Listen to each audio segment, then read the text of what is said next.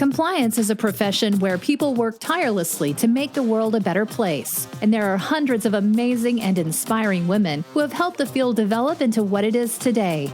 Great Women in Compliance is part of the Compliance Podcast Network as they talk with women in compliance who are making a difference. Welcome to the Great Women in Compliance podcast on the Compliance Podcast Network, hosted by Hema Lomax and me, Lisa Fine. Today, I am speaking with Lisa Beth Lentini Walker. She is a luminary in the ethics and compliance field. She is also the Associate General Counsel, Corporate Legal and Assistant Secretary at Marqeta.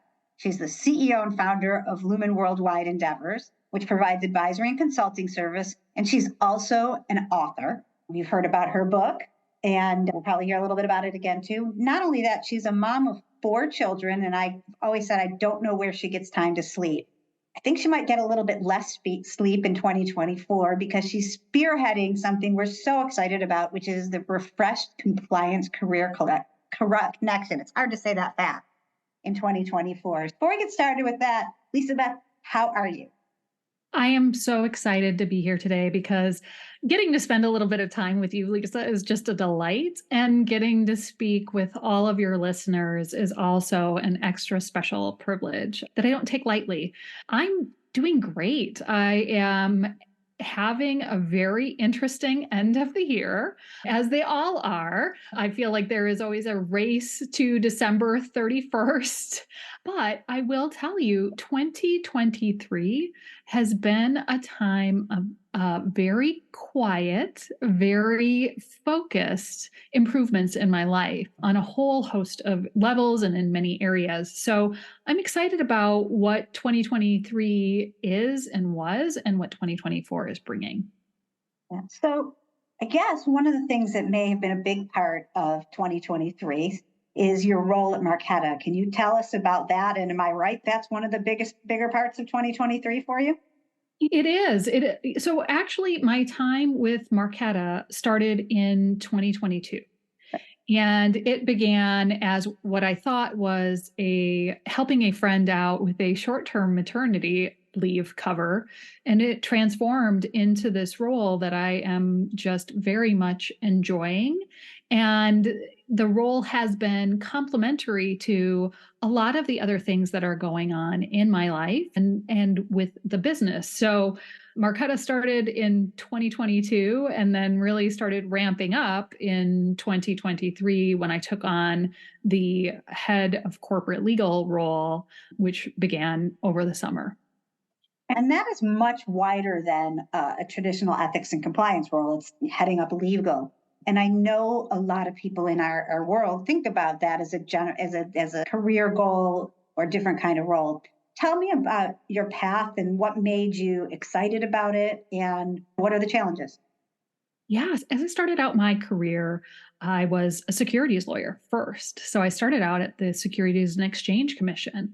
And so I have always been very in tune with the markets and publicly listed companies. And so I did a number of roles, both with the SEC and at Best Buy, where I was focused almost exclusively on corporate law. And then I had a pivot, and the pivot was back in 2012 when I began doing a chief compliance officer role. And so the last number of years have been in compliance and ethics. And now I get to do what I think is a little bit of a hybrid. So I have all of the securities law and public company obligations and the relationship with the board of directors as assistant secretary. And also there are select parts of compliance and ethics that I help with on the Marqeta side. And then my firm still very much is focused on helping organizations put their values into action. So it's this beautiful blend that I never imagined was going to be possible that has come together in such an unexpected way that I'm really enjoying what I get to do. That's great. So most of your time, though, is probably devoted now to Marqeta in the professional side with helping guide Lumen as well. And you have some great support there, if I recall correctly. Yes, I have a fantastic team. I couldn't ask for a better team on the Lumen front. I have Susan McGinnis, who is a very seasoned professional in the ethics and compliance space, and a number of other key contributors on the graphic design side, on the communication side, where I get to work with my co-author.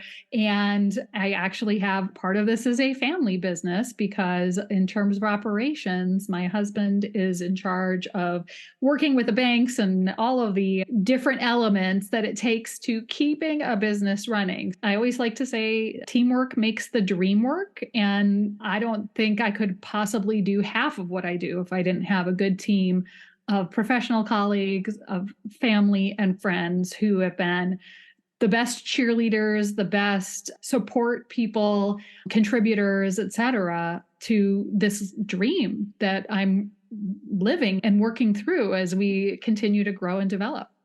I think that's amazing, especially you're talking about your family, your friends, and your cheerleaders. And full disclosure, Lisa Beth, you've been one of my cheerleaders and one of my supports when things are good, when they're tough. And you give back in a way that's fantastic. And with that too, thinking about that, we can talk about the compliance career connection, because you started that, and you can give some people the origin and the background about the mission and how it got started. I was originally just peripherally involved, and now another disclosure is I'm so excited about everything that's happening as part of, we're called a steering group. I don't know what the term is. So yeah, Compliance Career Connection really started as an offshoot of a podcast that we had at the time. And we had Jay Rosen on as a guest on the Mentor Core podcast.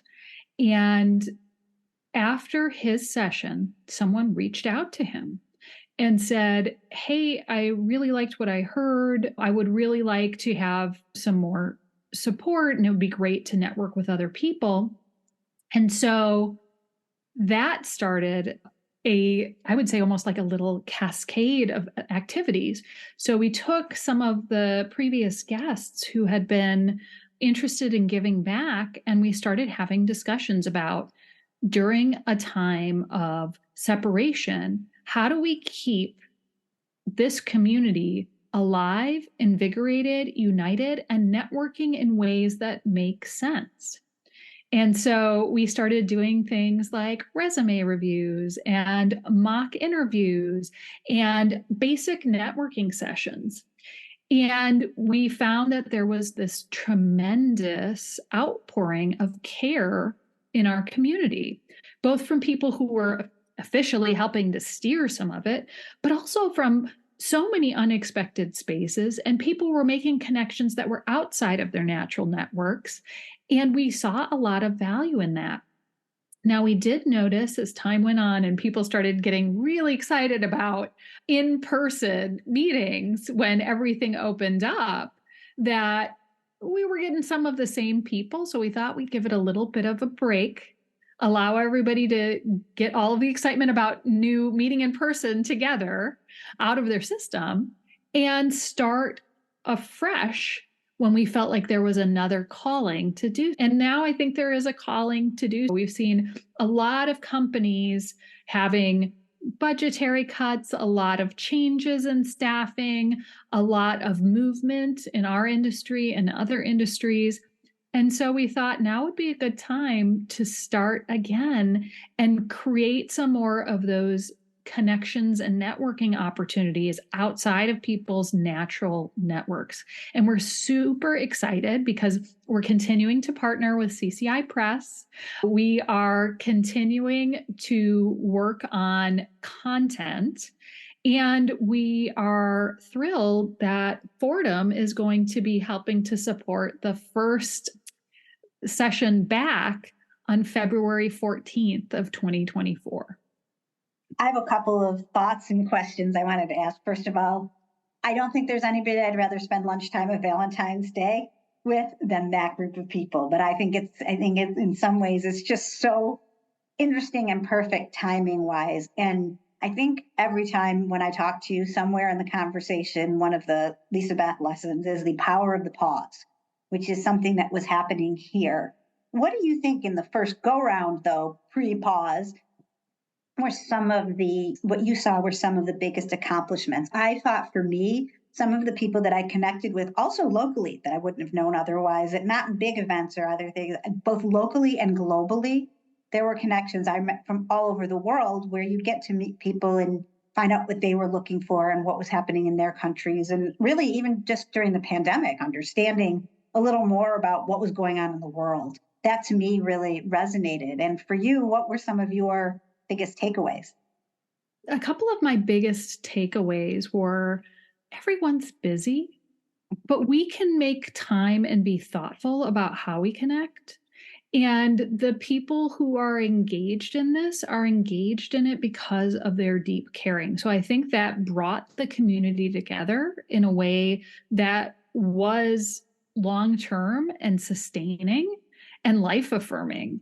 I will tell you, as I look at the people that I interacted with, the people whose resumes were sent over just for some extra support, the people who I gave mock interviews with, a number of them have landed amazing jobs, made career changes that were just phenomenal, are keynote speakers, and are doing just wonderful, life affirming work for their own professional lives. And I've seen people make changes that are positive in their personal lives too. While we may not have time to be one on one with each person who is attending one of these events, there is time in a one to many and in an expansive way to do much greater good than if we were just to choose people out of our LinkedIn networks to reconnect with and things like that. So I really like the impact that this group of individuals and this initiative has had. And I'm excited to see it coming back after the pause. And there's nothing wrong with the pause. In fact, a pause is something that actually gives us the opportunity to reflect, to redirect, and to choose what's next. And if we never take a pause, then we've never really examined what the options are. So I encourage pauses in your personal life, in your professional life, in the organizations that you work with. Just going and doing the same thing again and again doesn't necessarily lead to better results. I think that the pause is excellent. Like I said, I've taken it from you. I have my own little corollary, which I'll mention to you in a second, but I think it was good too, especially timing wise. One of the things I realized as part of CCC is that I felt an obligation because we're also caring. Am I doing this enough? Am I spending enough time? And then I realized that was almost a little self-absorbed because I realized all the people that were connecting with each other similar to the Great Women in Compliance community. And that's the goal and the accomplishment of all of it. And that made me excited. My corollary, for whatever it's worth, is I always say focus on the core. And while I'd like to say it's my abs, it's not. It's figure out what's important. I probably should occasionally do that a little more too, but that's not this conversation. But I think about it as what are the things that are important to you, whether it's your friends, family, work, life, but even within those categories, are you spending time with the people who value you the most? Are you doing the things in your work and your career, what you want to do and what you want to grow? Or are you just trying to shoot at all the different things? And I think the pause gives you a chance to reflect on that as well. I would totally agree. My theme for this year has really been about focusing in on the core and what really matters and what's going to matter not just today or tomorrow, but 5 and 10 years from now.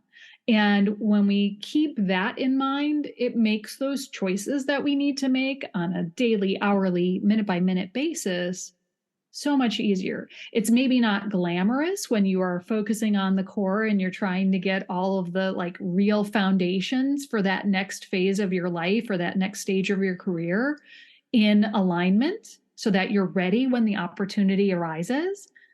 But it is such important work. And it's so much better than screaming around with jazz hands and trying to get attention. Focus in on what really matters and then live your life accordingly. And think in the long term, not in what do I need right now. If things aren't going the way you want to in one area or the other, just figuring out what you want to change and how you want to change it, whether it's your career, whether it's something that you're doing at work in your program. I think we do that a lot. You keep trying to do something and you think, wait, how should I change this? Or what can I improve for it? Which is critically important in one of the other Lisa Beth lessons. But with that, when you think about that, what are you thinking about with Compliance Career Connections? What's going to change, if anything? And what, as you thought about it and reflected, did you want to do either differently or the same when it comes back? Yeah, so I think one of the things that is important to me is that Compliance Career Connections is always about paying it forward. So it's always about connecting in a way that is outside of self. It's not people donating their time because there's something in it for them. It's people connecting just for the sake of connection. It's not transactional. So that's definitely what we are going to keep going forward. In terms of what might change, we are going to move towards more of a quarterly rhythm rather than we were having it every month, which was very exciting and enjoyable. However, there's a time commitment with that I think became a little bit much. And so it was time for us to take a little hiatus. So we're going to be looking at the scheduling, and also we'll be looking at what people really need. At the time that we were doing this, when we first started, there were a lot of people that were coming and saying they wanted to have resume tips, that they wanted to have how to improve their LinkedIn because everything was digital all of a sudden and all the meetings were digital. I think this go round, we're really going to see what the market dictates in terms of what people's needs are. And we'll be soliciting feedback from people who are participating. We're going to start focusing in on this concept of connections because on Valentine's Day of all days, we thought it would be great to make a compliance connection. It doesn't always have to be about love on the 14th of February, but it is about our love of the profession. And so we thought that the theme for the 14th would be how to network and how to connect with people really effectively, no matter where you are in your career journey or what resources you have available to you. And then we'll be seeking feedback on what people really want to see, which is one of those things that I think is important, right? We want to be there and meet the community with where the needs of the community are. And I think I completely agree with the quarterly cadence because I remember it also towards the beginning, which was that we try to do them at 2 times for the Europeans. And so every month you'd be thinking, can I make 1? Can I make 2? And wait, how did that month just go so quickly? And what am I adding today? So I think it's great because I think that the quality and the time commitment really will relate to each other. Plus, we keep saying these connections, they build outside of this as people meet one another and then they talk separately, that everybody doesn't need to be guided as much, but we're here to help support on that. So talked a little bit about what's in store. How can people that are listening get involved in this and participate? What do they do? We're very fortunate because Corporate Compliance Insights has a landing page, and I'm sure we can send out the link in some of the show notes, but all you need to do is sign up for that mail server and you will get an update. We'll also be posting it on LinkedIn. So if you follow any of the people who are regularly involved with this, you will start seeing some discussions of it after the new year. Once everybody's finished all of the end of year celebrations, we'll start putting out information about how to get connected with the Compliance Career Connections. Yeah. And as most people know, Corporate Compliance Insights is also one of the GWIC sponsors, and Sarah Haddon is very involved with this. So I'm sure she and the technological people that are working there will be able to also link it to that website. We'll make sure that happens as well, because I think there is a real natural crossover that will help with that. So that's great. So if you haven't signed up for Corporate Compliance Insights and you're listening, please do. You can just look it up on the Google, Corporate Compliance Insights, or find it from any of us online. So I think the last thing I really wanted to talk to you about is being and taking care of oneself. You do some wellness and coaching and all of these things. Talked a little bit already, beat me to it on some of your New Year's resolutions, but what other things, as many of us are going through this, I can't say for everybody, you're both really excited at this time of year and just ready to get the marathon over so you can, sleep for a week. What tips do you have to share for that and for getting excited for 2024? Oh, this is like one of my favorite topics. And I am an author for the well-being column of Corporate Compliance Insights.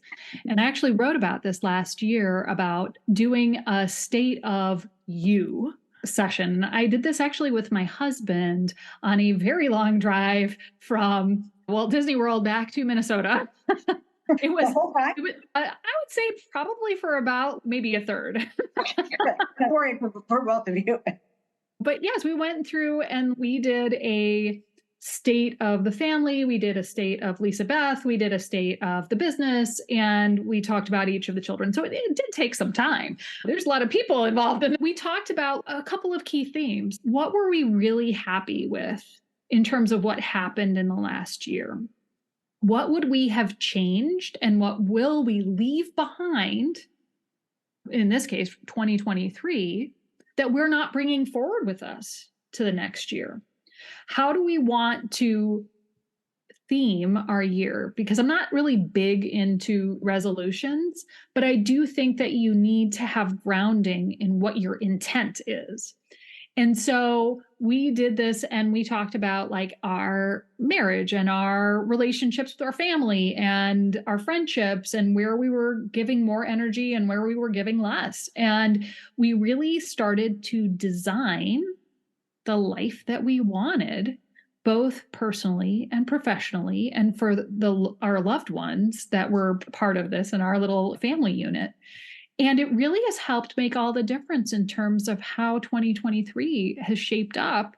And I think it'll make all the difference in how 2024 is being planned and will shape up as well. We can't anticipate everything that will happen, but we can set our intentions for how we'd like to show up to whatever is being placed in our corner. It's like when you play cards, you don't get to choose the cards that you're dealt, but you have to figure out how you're going to play them. And so I would encourage everyone to really think about this as they're ending their year. What went well? What do you want to keep doing? What do you want to stop doing? What do you want to start doing? And then do that in all the areas that you care about. And you come up with a pretty decent game plan for how to handle life. Yeah. And then, of course, there'll always be a curveball. There always are curveballs, but if you're solid in what your values are and you're solid in what your intention is, the answers become pretty self-evident. Yeah, that's what I was thinking. But that's part of having a plan, because you know that you're going to have to at some point have the plan B, but you need to be ready. Yeah. Are you ready? Oh, every day I wake up and I think it's a great day to be able to make good choices. And I approach every day like that. So I am ready. I'm ready for what the future holds. And I am ready to tackle the challenges that will inevitably come my way. It's never going to always be easygoing. So I'm ready for 2024 and beyond. I think there's going to be a lot of interesting, exciting things about it. And I think it's going to be a great phase, both for compliance, career connections, and really for the community. I think now that we have gotten to be in person again, and people have been able to start thinking about what they want, what they're taking. I also think from the larger question of what life lessons from the pandemic did you want to keep, what things were temporary and going forward. But I am really excited about it. And of course, I'm always so excited to get to talk to you and to give your viewpoints to everybody in our WIC community and the larger one as a whole, what you've done to build this whole career community generally. I don't even want to just say compliance career connections has brought so much to all of us. So on behalf of WIC and me, thank you so much. And thanks for joining me today. And I hope everybody has a great week.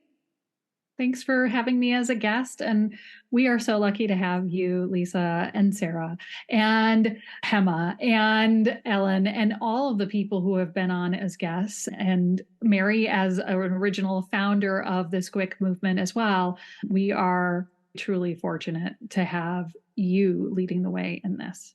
Thank you. And one little spoiler alert for everybody for our last episode of the year, as you've mentioned, Mary is we thought it would be a really fun thing for Hema, Mary, and I to come full circle because it's been such a special year. She's accomplished, we all have in this community. And to just end on a theme of community, that's what we all do with one another, regardless of where we're in the career. So thank you all for joining us. Thanks for joining us for this episode of Great Women in Compliance. We hope you'll join us in honoring the great women in the compliance field by subscribing to this podcast and leaving a review.